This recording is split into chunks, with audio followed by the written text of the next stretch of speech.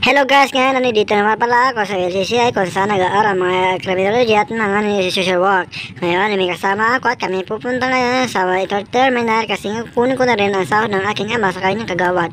At siya ay nagbabay at dito sa lugar na ito ay pinasukan namin. Ito yung tinatawag na subdivision or dito yung natira yung mga mayayaman.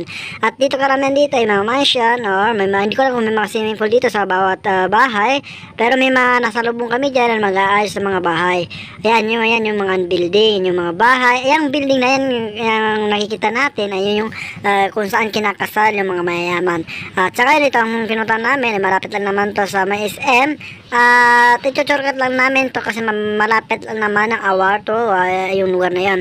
Ngayon, nandito na kami dito sa main terminal. Hindi naman to kagaya sa Manila na may taxi-taxi, pero ito yung kanilang mga truck, ay ginagawa nilang pampasahero, kagaya mga Innova o mga adventure yan. May mga banata ngayon, hindi ko ipapakita kung nabutan namin yung aming kukuha ng pera kasi nga sa ngayon daw ay nasa daw siya sa Iligan kasi doon daw siya namamasahero kasi dito sa dito kasi sa lugar na ito ay marami dito namamasahero guys. Kaya sinabi lang ng kanyang mga kasamahan na hintayin ko lang daw, pero sinabi ko lang sa kanya na huwag na lang kasi may kasama ako dito na bata kasi naghihintay rin to ng pera. Alam mo naman, pag may kasama talaga, alam mo naman, hihingi talaga yan or mamamalato talaga. Nabubulol na ang inyong ni Baro sa kanyang pananalita. Naman kami dyan nagtagal, pumunta rin kami doon or nagala rin kami. Yan yung mosque guys, yung nakikita niya mosque. Ito yung mga magandang mosque, gawa ni Bombet, Governor Bombet. Masya Allah. Pero hindi na kami dyan tumuloy kasi may mga sundalo dyan, makasipin nila kung anong gagawin namin dyan sa may mosque. Pero nakita namin niya yung gold, maganda yan guys, ang gold na yan.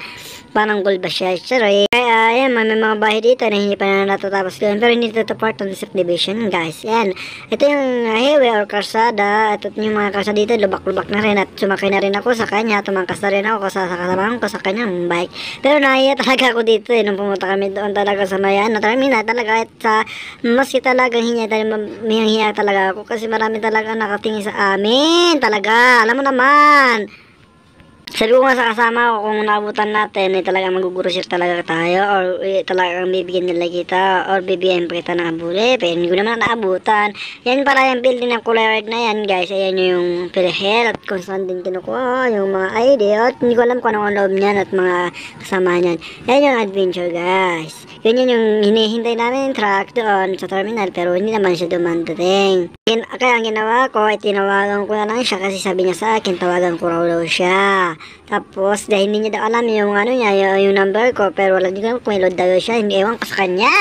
Yan guys, malapit na rin kami at papauwi na rin kami kasi dyan guys.